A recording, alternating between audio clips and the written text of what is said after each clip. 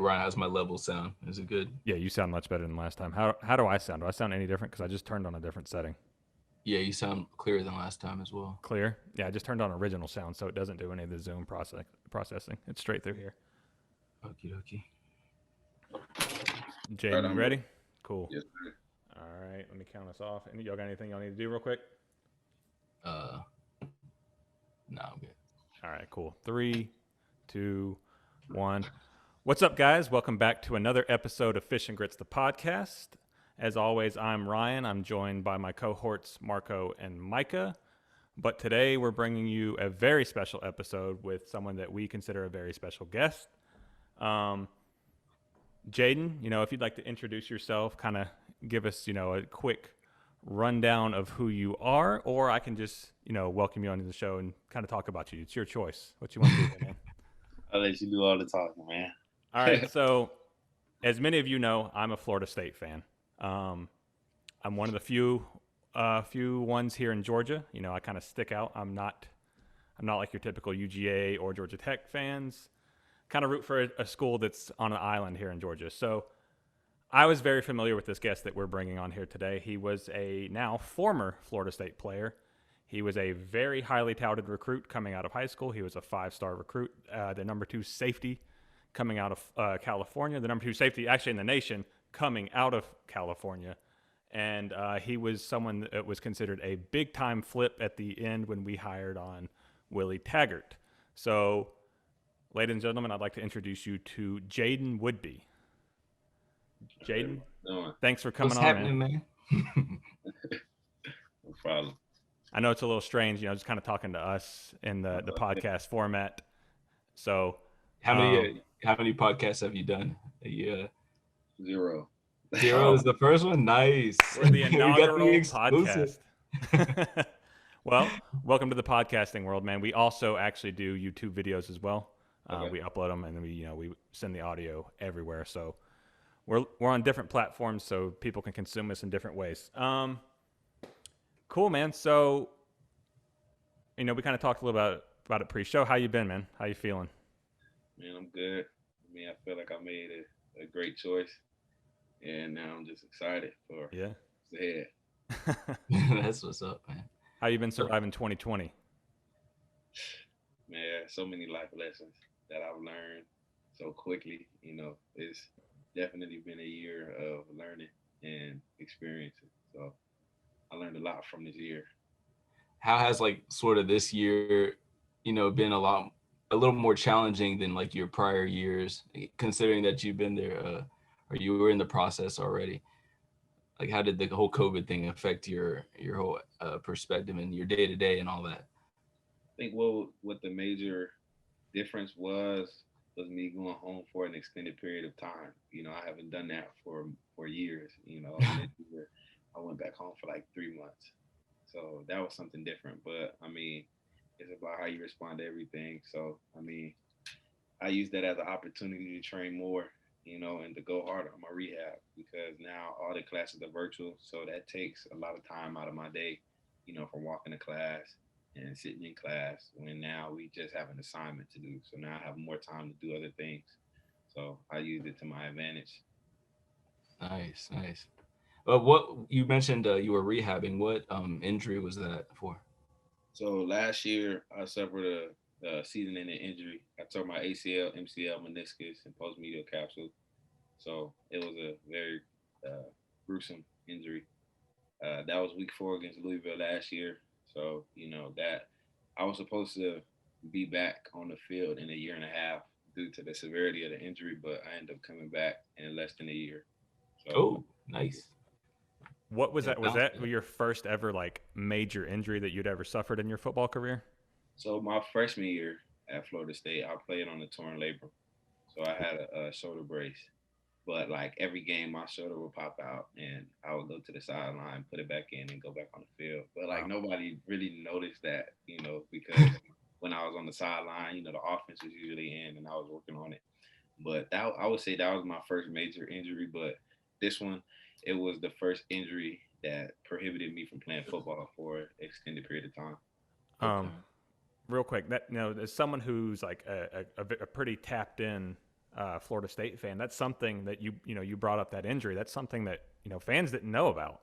Oh yeah, no fans don't know a lot about things that I've actually had to deal with since being at Florida State. Yeah, I mean that's because I've had surgeries on both my shoulders, so I know what torn labrums are all about. Like it's not a fun injury and it's painful all the time. So Yeah, I couldn't imagine having to go out there and play a contact sport, let alone a contact sport at a high level on I that. played every game with it too. Ooh, what that was that? So what years was that when you were suffering through that torn labrum? So that was 2018. Okay. Yeah, so 2018 that was when I suffered that. When did you like start like being able to like say that that pain was gone or that feeling? When did you heal from that? So after the Florida game, my freshman year, I got surgery right after the season was over. So Okay. then I missed all the spring in 2019 because I was rehabbing from my shoulder. So I could say like that's when it didn't hurt anymore. After the rehab was over. That's such a small piece of your body, man. That rehab is Yeah, tough. That is yeah, a tough rehab. yeah. Um, Do you want to go, Ryan? You want to like sort of walk him through like I guess the past and before, uh, what led him up to Florida State? Like just yeah, for sure. I mean, um, you know, let's kind of start on the whole topic of who Jaiden is, what led you to be where you are today. So, how long? Well, first of all, for those that don't know, where are you from? I'm from Fontana, California. So that is it's not a small city, but it's a city in Southern California, about an hour east of LA. Cool, cool. And I see a flag in your Instagram bio that it looks awfully familiar to me. Could you care to explain, kind of like what your background is and That's the Nigerian flag. Actually, I did a 23andMe about a year and a half ago, and I got to see all of my ancestry and my DNA, and I was like 76% Nigerian. let's go. You yeah? on the squad, bro? I asked for a reason because Marco is Nigerian and so is my wife. They're both their brother and sister. They're half Nigerian. So Okay. Yeah, yeah. So I just put it in my bio because after the 23andMe, I was like, oh, might as well. I think my internet went out for a second, yeah, but yeah, I'm Nigerian as well. Like a good percentage of it. So welcome to the team, man. And I know things are tough over there, but it's always good to have another person doing Yeah, big things out here, repping the no home doubt. team. No doubt. that's dope. So how long have you been playing football, Jaiden? I started around 8 years old. Yeah, around 7, 8 years old. That was when I started playing, and I started as a offensive lineman. Yeah, Oh, Ah, you grew big. You were bigger than everybody else at first, I'm assuming. yeah. So I went from offensive lineman my first year to tight end my second year, and then I played quarterback for like the next 3 years. And bro. then my last 2 years, I played running back, receiver, defensive end, and then my first 2 years of high school football, I was mainly a receiver, and like I played a little bit of defense, but I was more so like offensive minded.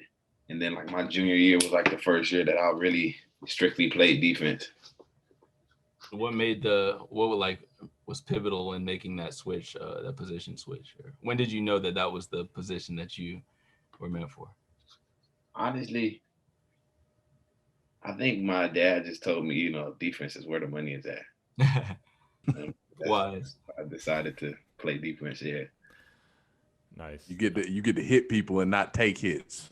yeah, exactly.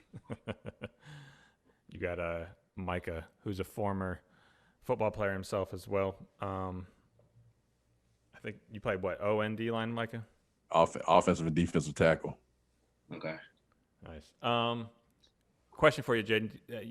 You played just about almost every position on the field there. It sounds like except a couple.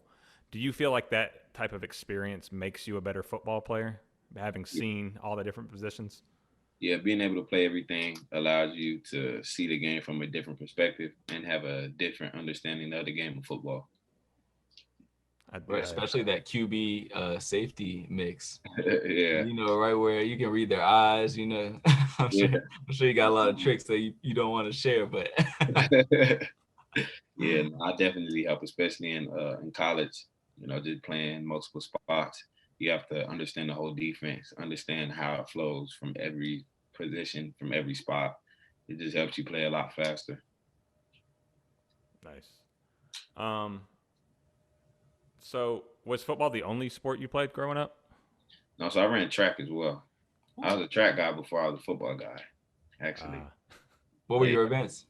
So I did the pentathlon and I did the Mm. hurdles and the long jump, actually. So I stopped running and stopped running like my freshman year. After my freshman year of high school, that's when I stopped running and focused more on football. But like USATF, AAU, Junior Olympics, I did all of it. I actually have a national record in the pentathlon. Wow. Yeah, Nice. yeah, Can could you dunk? And I know if you're doing that long jump, you probably got a crazy vertical. You out here dunking? yeah. I can dunk. Yeah, got the bunnies. man. You still got them after your injuries? Yeah, yeah. It actually came back a little better. Oh, Nice. Came back Probably strong. because right. You've been working. You've been isolating a lot. I'm sure. Yeah, had to work. You like from injuries, you have to work twice as hard just to get back to regular. So right. you definitely get a little stronger. So just back to your football, especially your early football career, or pre-college at least. When was it that you sort of realized that you were like just better than everybody else out there, and that like and then that turning into being a 5-star recruit? Like when was it? Do you like remember the moment when you sort of like knew this was gonna really take you somewhere? I mean, honestly, after like I always had a mindset that nobody was gonna outwork me. So I've had that from a young age. That was instilled from all of my coaches from a young age. But I want to say around my sophomore year, that's when I started to focus in more so on strictly football. And that's when the countless hours came in. I was already doing those countless hours, but now I'm more so focused on football. So waking up at 5 a.m., going to sleep probably at like 10 or 11 because I have to knock out all of my homework and then just repeating the cycle. 3 workouts a day, making sure I'm eating right. Just putting in all of that time and effort. To now, when you just step on the field, you know that nobody put in the same amount of time that you did. So that builds that confidence. Repetition builds confidence. Repetition and just work. So that's when I realized, man, this is gonna be something special for me.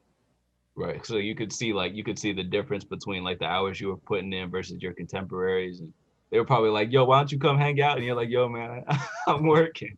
It was very lonely, very lonely. But I knew I had a goal. I'm still achieving that goal.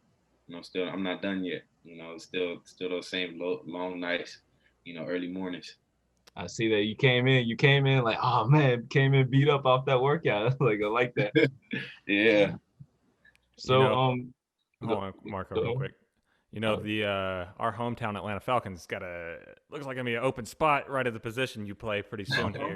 So I'll And put our QB played there. QB played at your school, so oh yeah, his eyes gonna be on you. So Yeah.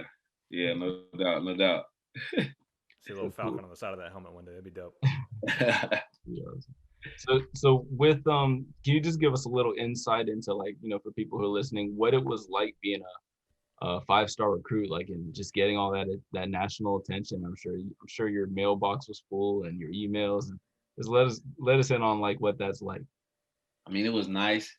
It was really cool. And then like the fortunate thing about me, I went to St. John Bosco High School, so I wasn't the only highly touted recruit at my Okay. school. So I was able to relate to a lot of things with a lot of my teammates, but just, the eyes are always going to be on you wherever you go. You have to be on every single tournament, every single camp that you go to. That, the eyes are going to be on you and everybody's going to look to try and embarrass you. They trying to feed their family off of you. So, I feel like that kind of made it better as well because you know that you're going to get top notch competition no matter where you're at and no matter what you're doing. So, I feel like that was one of the cool things about being a 5-star, especially going to all of the camps and being around all the other ones as well. Yeah. Just So, build confidence and build just overall just competitiveness. right. So two questions off that. So the first one, what was like your favorite, experience visiting? And then after that, it's like, you said that you went to school with some other talented athletes. Have you been like keeping an eye on them? And you mind sharing like who some of those guys were? Yeah, so like some of them is like Stephen Blaylock. He's a DB at UCLA, Okay, starter. I mean, been balling since he got there. for You know, sure. Mm-hmm. and it's always good to see some of my old teammates balling out. Wyatt Davis, offensive lineman at Ohio State, Okay. good. Terrell Bynum, receiver at Washington. Berkeley Holman, receiver at Northwestern. Wow. Al Mitchell, quarterback at Temple. Power five and up there. And And DJ Ugalele at Clemson. Oh, Uh, DJ was your wow. yeah, yeah. No, we were loaded. We were loaded. Did y'all lose ever? We lost. I think I lost 5 games total. So all those guys were there at the same time, or was this like over a span? No, we were all there at the same time. God. What the We were all there at the same time. what the fuck? That's crazy. That's a That's a squad. Yeah, right. and I know I'm missing a couple of other people too. And then like even my 8th grade team, even my 8th grade football team, I know Merlin Robinson, a linebacker at Arizona State, Drake Jackson, defensive lineman at USC, Dang. Brendan Riley Howes at Oklahoma, DB. Man, I mean the list can go on and on and on. Yeah, What kind of accolades did y'all win? State or what kind of things? yeah, so we won the state championship my junior year. We won the state championship. Nice. Yeah, then my senior year we fell short. We played Modern Day. Modern Day had as well. Yeah, modern day's loaded. Yeah. So yeah, that's actually a throwback to one of our earlier guest guys. I don't know if y'all remember. That's where Brett went and watched a lot. Yeah. Of them. Oh, okay. That's did you play JT Daniels when you were there? When you played Yeah. Matter Day? Ah, yeah. So me and JT were actually really good friends as well. So like at the not the Under Armour, but the Army All American game, we were roommates. Oh, nice. Yeah, we were just chilling all week. Yeah. Just real quick aside. So how do you sort of feel about? Are you happy that he's like really getting? I feel like a lot of Georgia fans sort of wanted him in there, but I guess injuries more sort of kept him. Like, what do you think about how he's looked out there? I mean, I feel like he hasn't missed a beat. Yeah. I feel like he's just out there dominating, which is what he's always done at that quarterback position. So I'm glad to see him out there doing his thing. Yes, sir. That's dope. As a Georgia fan, I'm glad to see it too. Yeah. I was actually surprised to see when you opened up. You didn't go to somewhere like Georgia or like an Ohio State where you were highly recruited. I mean, you were even committed to Ohio State for quite some time, right? Yeah. Yeah. So I was a little shocked on that. We'll get into that a little bit more later, though. Okay. So I gotta ask, being a Southern Cali boy, what made you choose Florida State? Of all those 5, I know as a 5-star, you had offers coming from everywhere. What made you choose Florida State? So I know for the one reason is Florida State was my brother's favorite school. And then 2, we went to the national championship game in Pasadena when I was 13. And we sat in the end zone. Wow. Yeah, so when Kelvin Benjamin caught the game-winning touchdown pass, we were in that zone. Boy, that was a hell of a game. Yeah. Yeah, so it was kind of like why not come here? And keep that energy, right? Yeah. But so, do you have like a favorite game or memory from your time at Florida State? Yeah, I actually do. So when we played Boston College, actually, my freshman year, so that game, my shoulder popped out like 4 or 5 times. Yeah, so my arm was numb, but it was one play. It was 3rd down. It was in the 3rd quarter, and I was at the bottom of the pile, and it gets gritty at the bottom of the pile.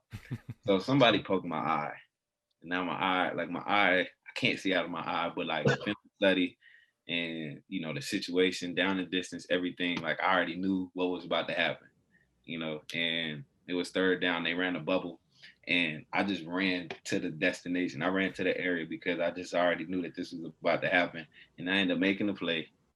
I didn't see. All I felt was when I hit the running back, and I was all happy because I was like, man, that film study it just came to fruition.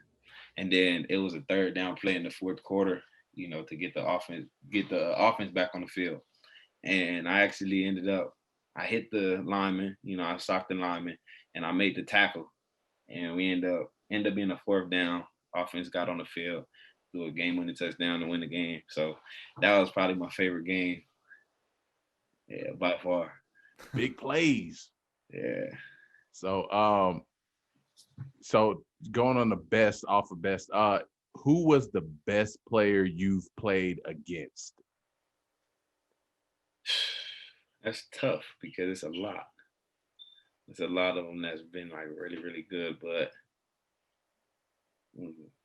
Top three. You can top three. You can throw some. Well, yeah, because I mean, you have played Clemson, and they've been loaded. So I was about to say. So I would say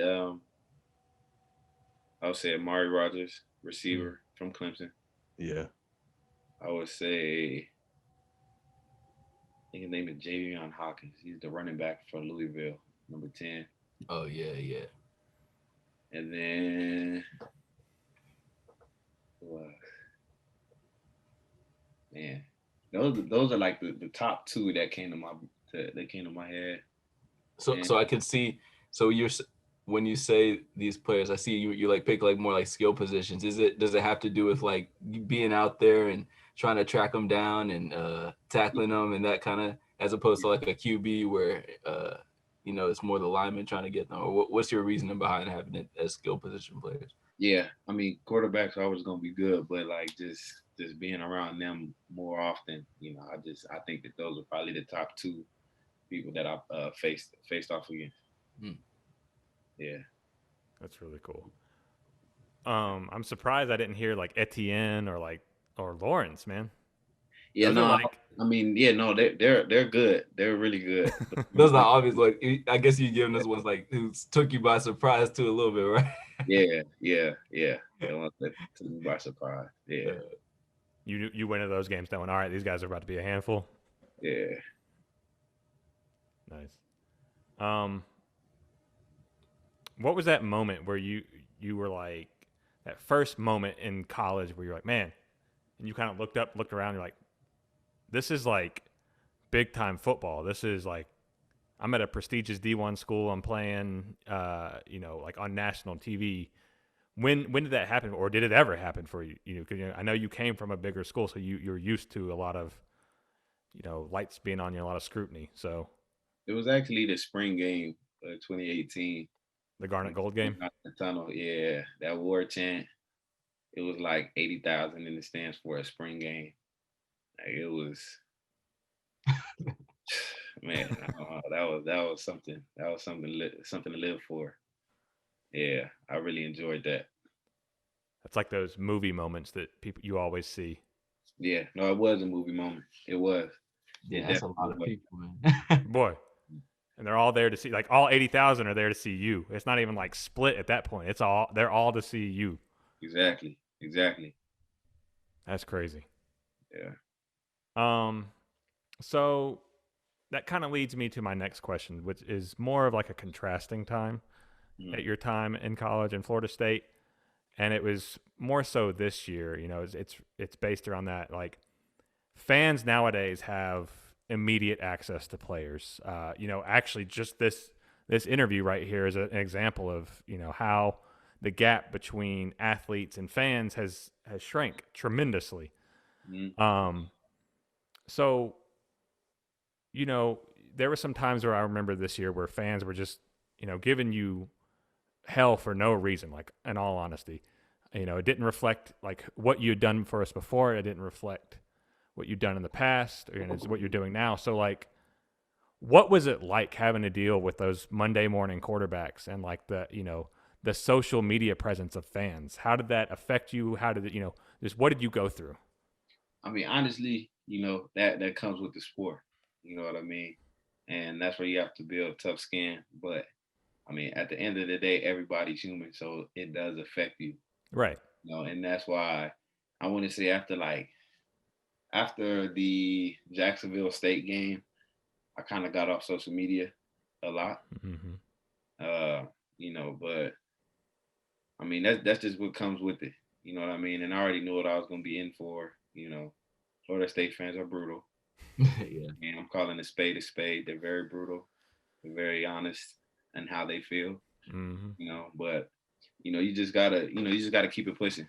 And at the same time, it's like it does me no justice by looking at what fans have to say about me. The good or the bad.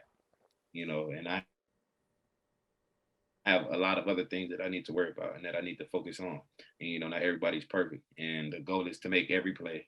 And I'm frustrated that I didn't make the play as well. I'm frustrated that I didn't do this or didn't do that as well. So, it was tough, but at the same time, I had to grow and mature in that aspect as well.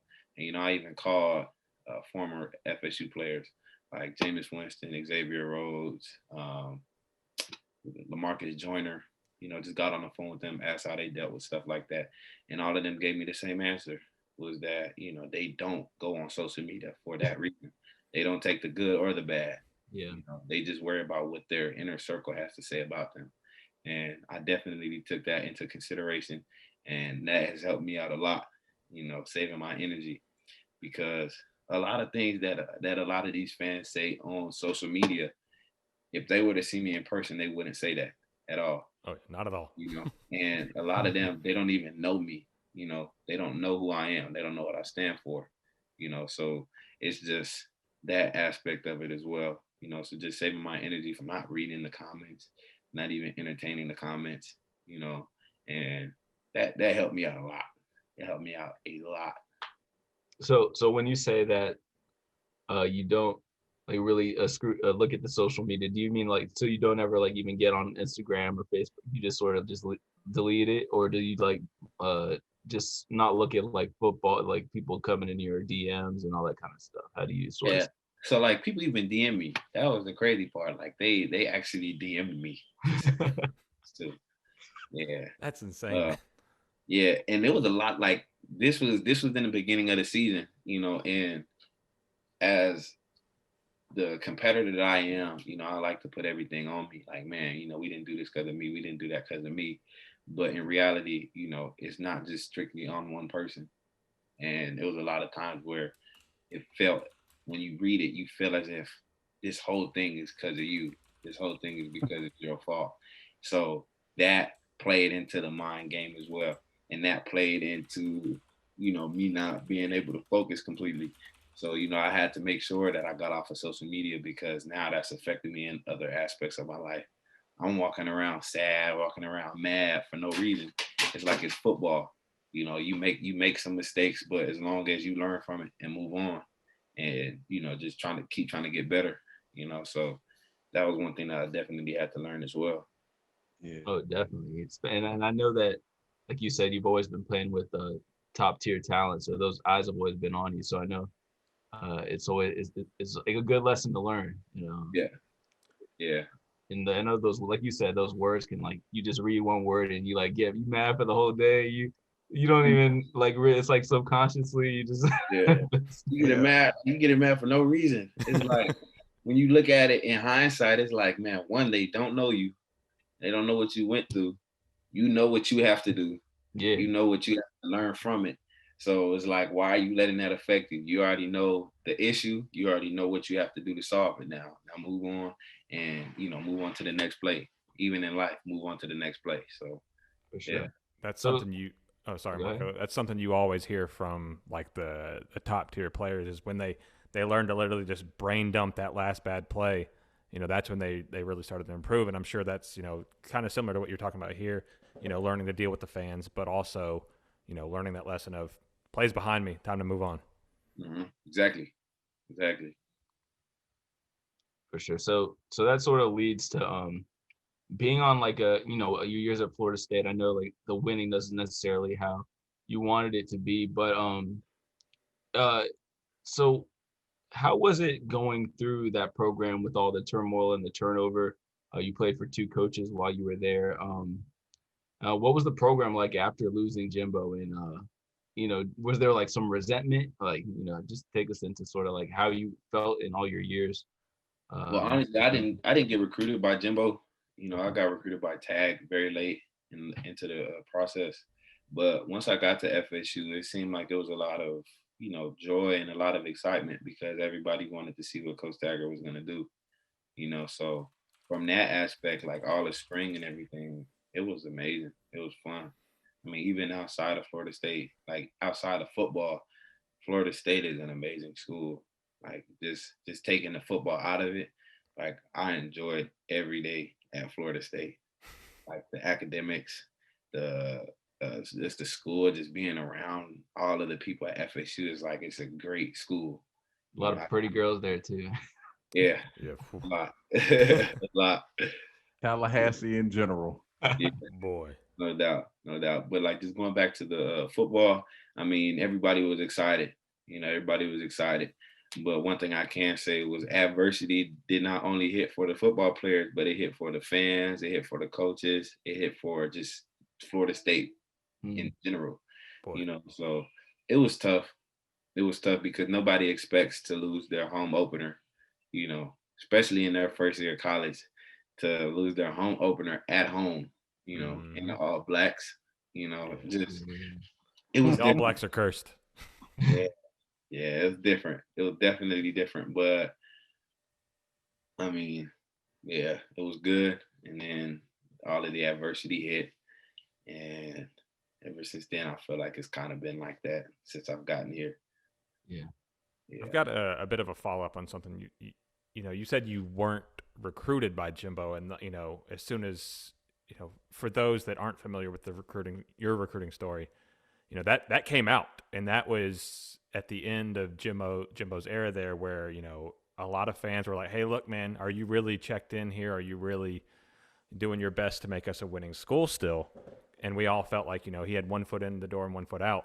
And so like when that came out, it was like one of those signs of like, it's a position of need. This is the second best player at the position in the nation. Why didn't you offer him? And like it came out as well that like you were a fan.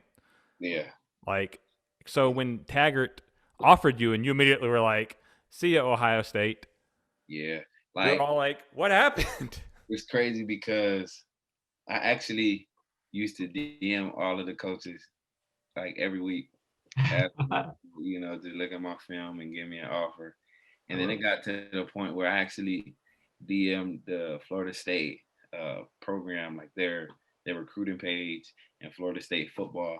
And I was asking them, like, is there any way I can return your guys' mail? And then they were like, why? And I was like, you guys have been sending me letters for months. And I've been sending y'all my film, telling y'all how much I want to go here. And I have not received any phone call, any text message, anything from any of the coaches. So I feel like it's no point of y'all sending me mail.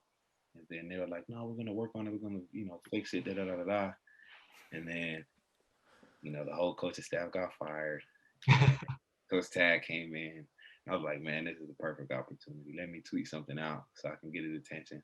Because Coach Tag was recruiting me at Oregon, and I wasn't going to go to Oregon at the time. So it all worked out. Yeah. That's crazy. That's a crazy story that so you sort of you don't really think of that perspective of the fact that you can reach out like you did. That's pretty amazing. Yeah. So a lot of the fans' thoughts were kind of you just made us feel like we've been right this whole time about Taggart there, or not Taggart, but Jimbo at the end. Like, that's crazy, man. Yeah. That's absolutely crazy. So you mentioned Willie Taggart. Do you think he, like, and I know this is the guy who recruited you, and if you don't want to answer this, I completely get it. Do you think Willie Taggart deserved to get fired, or did he get a fair chance at Florida State? I personally don't think he got a fair chance at Florida State. Not at all. But I mean, I have to control what I can control. You know what I mean? So yeah, I'm just gonna leave it at that. You know, I don't think he got a fair shot, but I can control what I can control. Hmm. Yeah. I agree. I definitely agree with that. That's like they let some people stick around for so long, and Yeah, they're just like, nope, we got to move on. It is what it is. yeah. That sucks, man. Micah. Oh no, you can go ahead. All right. So if you're open to it, I would love to ask you about the Norvell era. I know it's a fresh wound. I know there's still a lot going on here. You know, there's a stuff like as far as what's come out and what players have said. But there seemed to be like a constant grumbling amongst like fans and people who were connected to boosters and people who even knew some players. You know, they said there seemed to be a disconnect between Norvell and the veteran players on the team. Was there any truth to that? I wish Florida State nothing but the best. You know what I mean? I'm not gonna down Great talk answer. or talk Yeah. bad about anything that happened there, but you know, it just didn't work out. You know, just on two different pages. I needed a change of environment. You know, I needed a change of environment, and yeah, I'll leave it Yeah, at that. you did your time, and that's a great answer, man. You got that media training. Very well done. Very well sidestepped, Oh, but still giving your answer. yeah, you He said was trying to that Florida State fan. He was trying like, yo, talk. Let me get something. I'm mad. I'm mad. so. You said you needed a clean slate almost. So what made you decide Boston College? So, what made me decide Boston College? Coach Halfley, for one. Coach Azar, Coach Lupiku, Coach Term.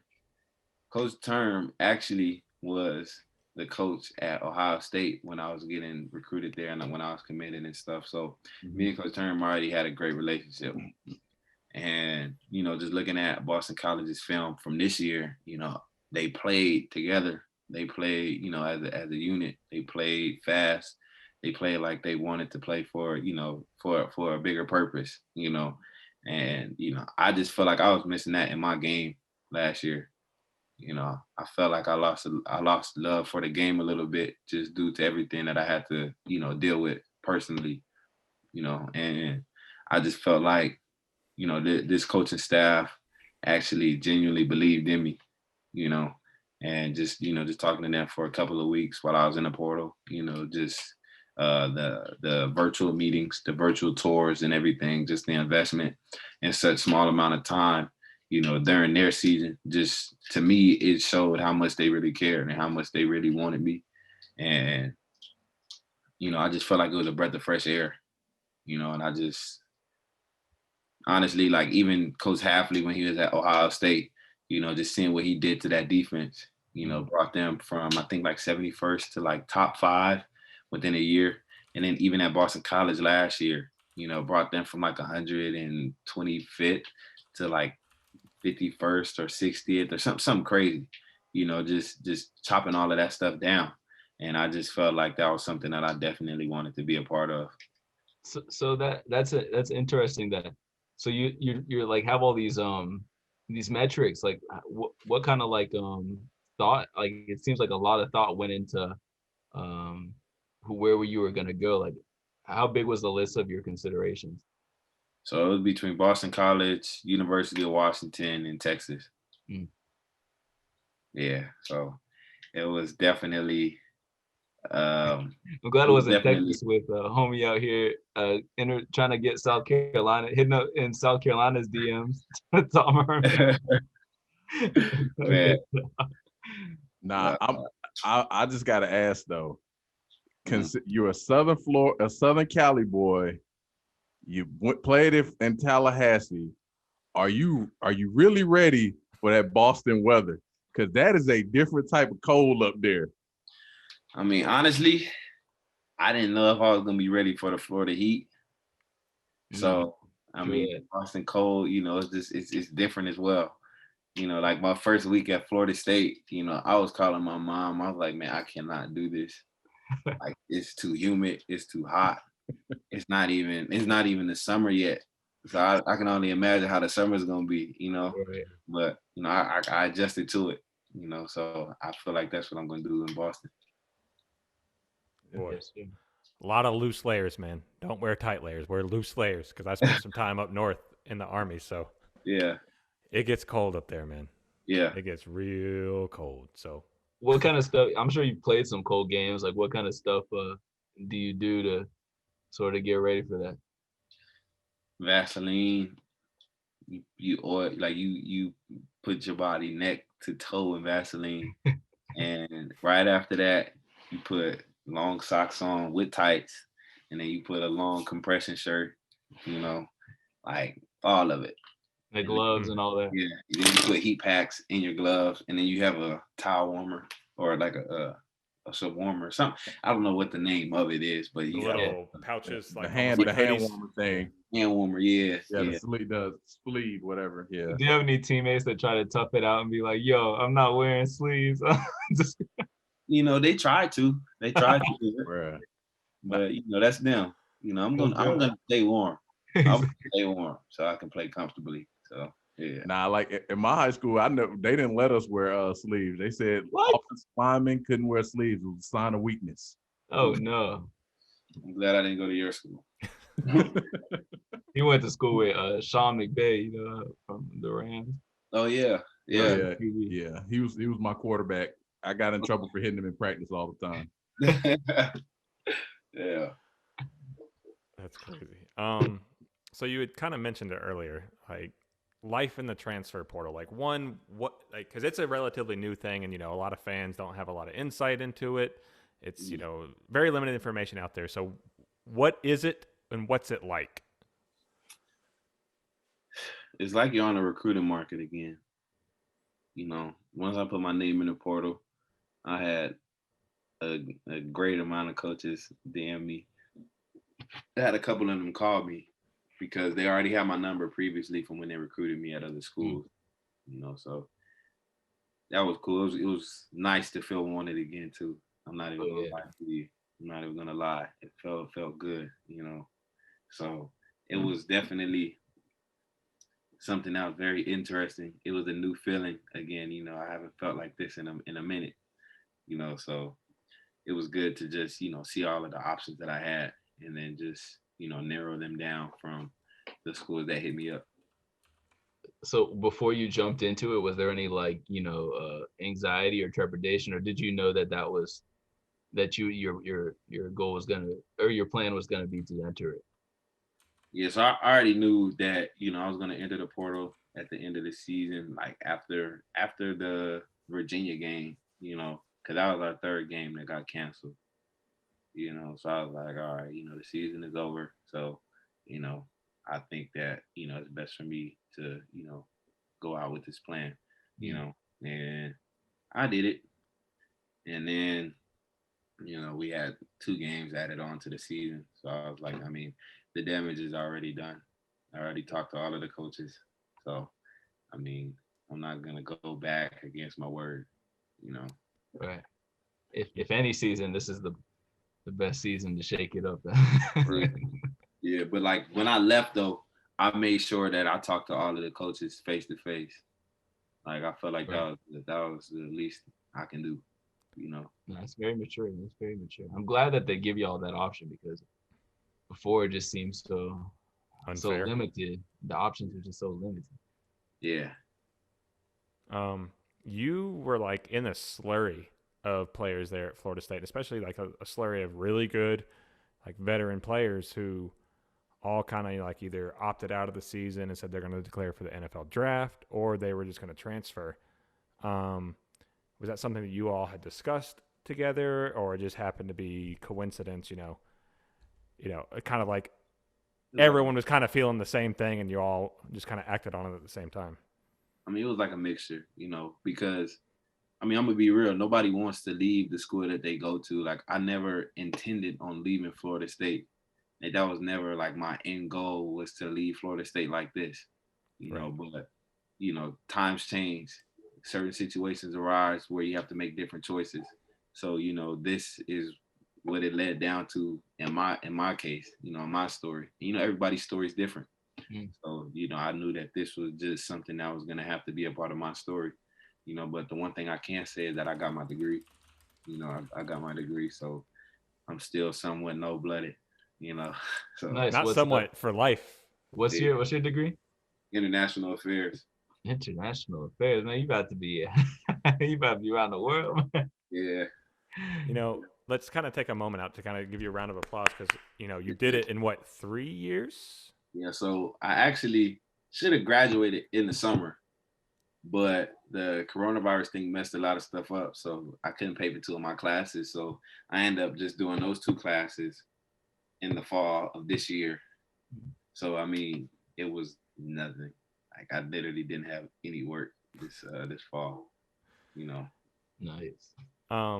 So I just want to say congratulations, man. Because that's not a lot of people have degrees, and not a lot of people have got degrees while also playing a Division I sport at a high level. So before they finish, while they're still playing. Right. Yeah, because I was trying to do it like, so the way that it was set up is, well, if my high school credits transferred over, I probably could have graduated last fall at 19. Wow. But I mean, I ended up graduating at 20 years old, so I mean, that's still an accomplishment. But you could have graduated at 19, man. What are your days like, man? You like hit the gym, hit the books, hit the tapes, and go to sleep, eat, throw some eats in there. That's exactly what it is. To have a purpose-driven life. I have all of these goals and aspirations that I'm trying to hit, so I don't have a lot of time to waste. Right. Good thing you not checking your DMs, because I'm sure all them Florida State girls up in there yo, where this dude at? Where he at? Yeah. Another BC girl. Where he at? I see him coming through. I want to circle back real quick, my guy. I just have one question before you. So you had mentioned it. What was playing in 2020 like? This is like an experience that no one has ever had in their life, and it's weird enough just existing in the world right now. So what was it like trying to play let's be real, a professional sport? Because you guys, just like you covered, you're doing this like it's a job and you're a professional. I mean, it was different. It was very different, especially in my case, because I expected, to get a full spring under my belt, especially from this crazy injury that I just had, just getting my feet wet and then going into fall camp and then having some more experience and everything, then playing football, real football. But I mean, stuff happened. I wasn't able to get the spring that I wanted, but we ended up having fall camp and, doing all of that. But I mean, it was just different. The whole year was just different. I mean, every aspect of it was, getting tested 3 times a week, making sure, like, if I wanted to hang out with somebody, I literally would text them like, did you get a COVID test? If you did, I want to see your result. Like, send me the email or send me a screenshot of your result. And like, it got to that point, and it was tedious and strenuous, but I was like, man, I want to play football. And if I want to do these things, I'm gonna make sure that I'm being safe and making sure that I'm doing everything possible in order to still have my fun. I should say.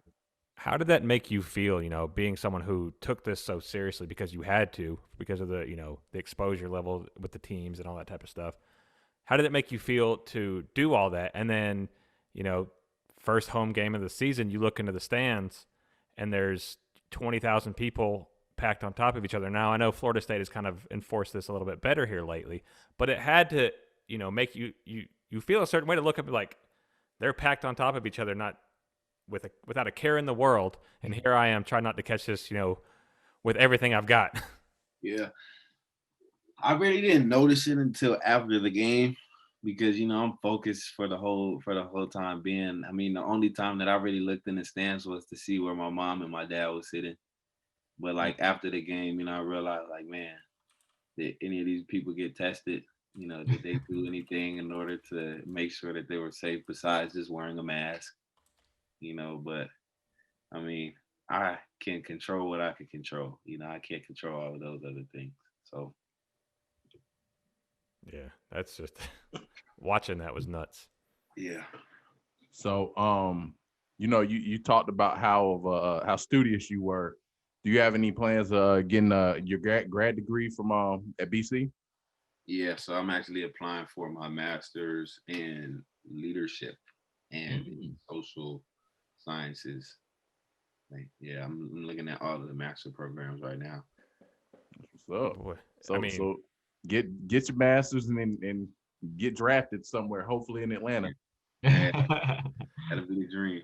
apparently being a Florida State safety, you got to be pretty damn smart. You got you and you're following up Myron Roll, like that's, or not Myron, Myron Roll. That's an impressive class there. Sir. Yes, sir. That's Yeah, awesome. that's safety is like the most heady position for sure on the field. And I know y'all like pretty much the defense's last line. So yeah, that cues something up for me. I'm sorry to keep pinging you with questions here, but like for those that that listen to our show that aren't like football players, have never played football, the most they've ever done is pick up a controller or just watch, on a Saturday or Sunday. Let's just say on an average play at safety, like you hear the call played or the call come in, you get out there, you start falling back into your position. Like from that moment, what goes through your head? So once you get to play, you look at the silent for the call. After you look at the silent for the call, you look at the time that's left on the clock. You look at the down and distance. So if it's 35 compared to second and long, then you look at the formation.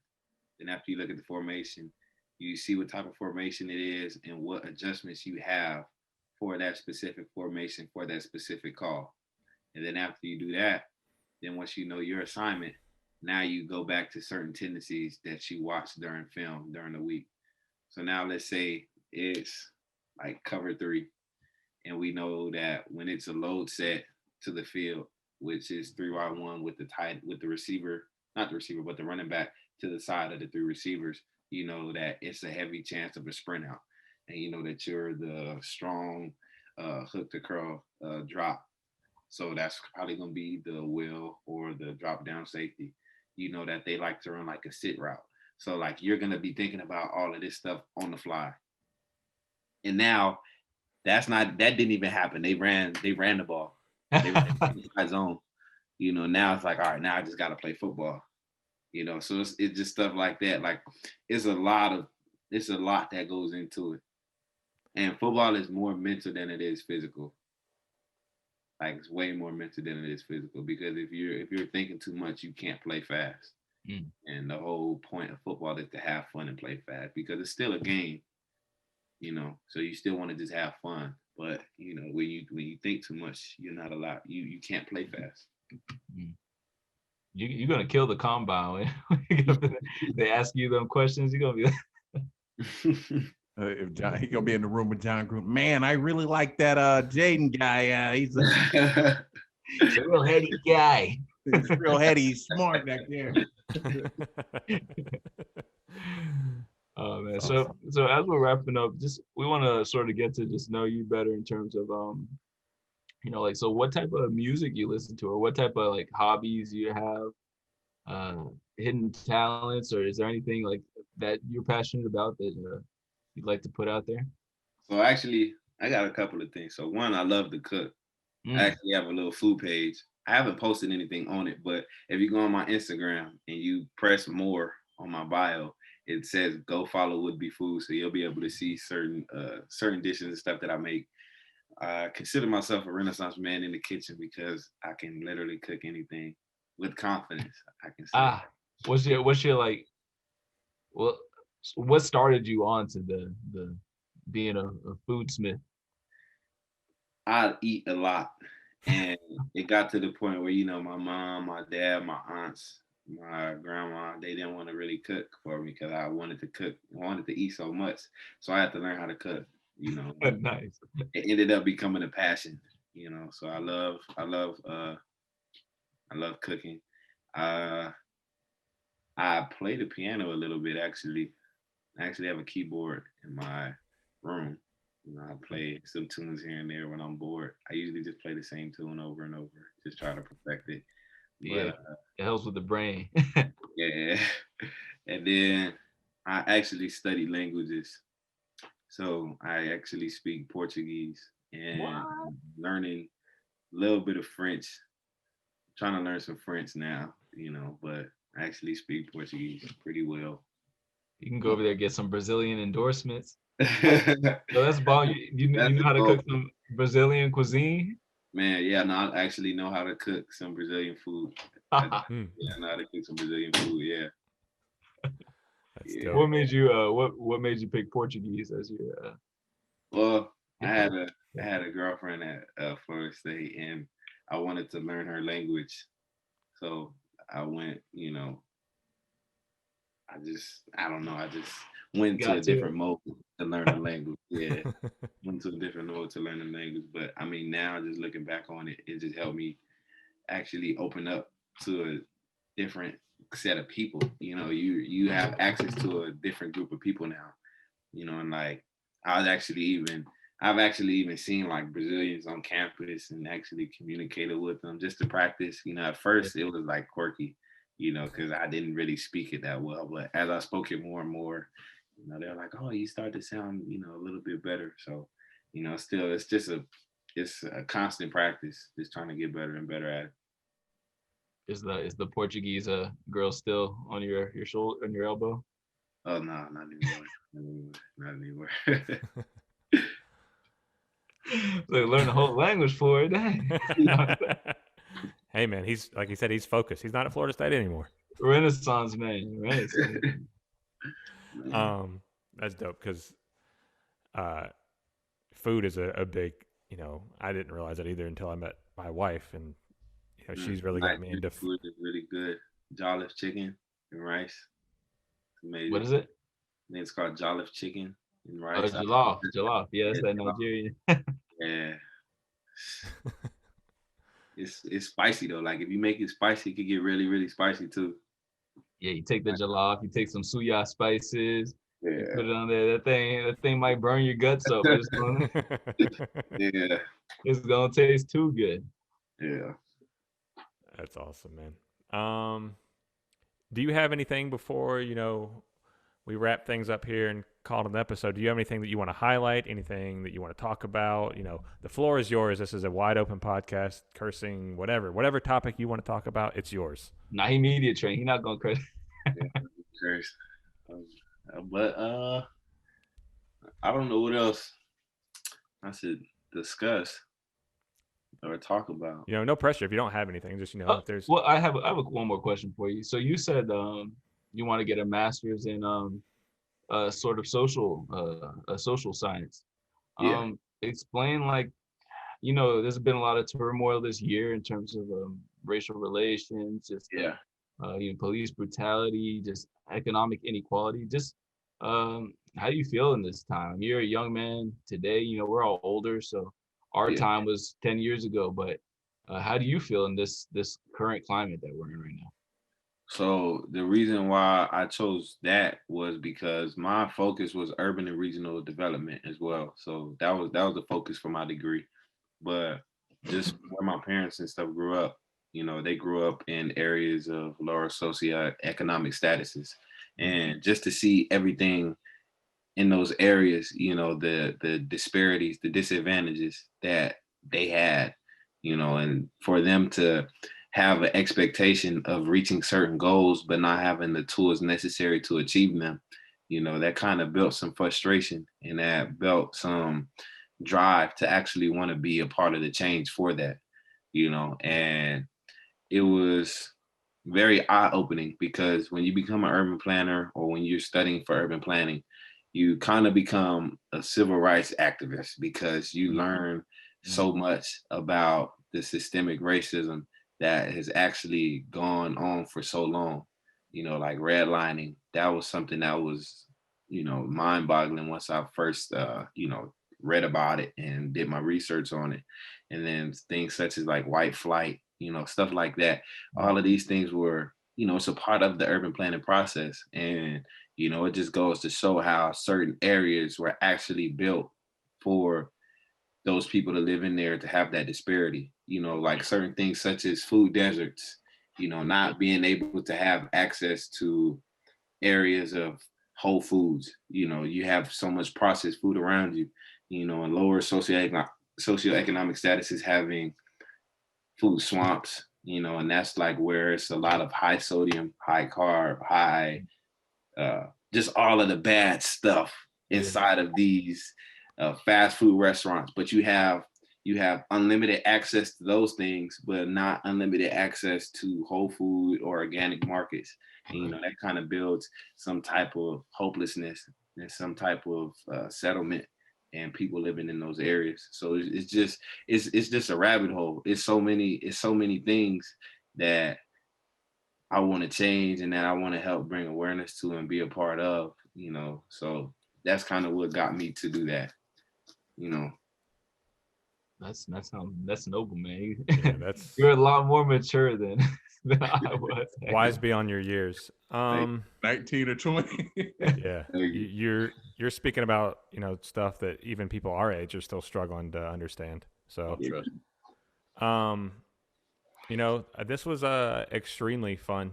This was a very eye-opening in a lot of ways. We want to thank you, for coming on and talking to us. You're an extremely impressive young man, and I think you're going to be successful in whatever you do. I hope, whatever dreams you choose to pursue, whether it be professional football or something more along the lines of what you were just speaking of, I wish you the best. So I want to thank you from mine, and I'm sure my co-hosts feel the same way. From the very bottom of our heart, this was huge. This was a lot of fun. Thank you. I appreciate it. Likewise.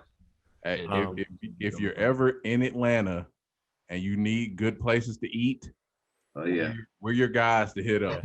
All right. For sure. My wife and I run a food blog, food Instagram as well, but it's not so much what we cook. It's some of what we cook, but a lot of like the really nicer foods around here that you can get that a lot of people don't know about. Okay. I can shoot that to you in a DM. Yeah, definitely do that. Yeah. But tell the people, where they can find you, whether it be on social media or however you'd like to put yourself out there. Okay, yeah. So you can follow me on Instagram and on Twitter. It's the same handle. It's Jaiden Woodbey, JaidenWoodbey. And yeah, those are the two main sites that I'll be on. Nice. Well, as much as I hate to say it, best of luck to you next season. I hope you do well. I hope you lose only one game next year.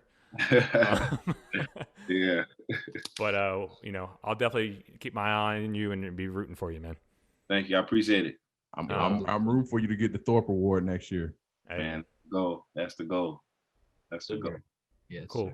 Cool. So we are Fish and Grits the podcast. Thanks everybody for listening. You can find us on Instagram and on Twitter at Fish and Grits the podcast, or you can find us on YouTube at the same thing. We will upload videos and all of our podcasts and let you know on all of our social media. Peace, guys. Peace. ATL the Cali.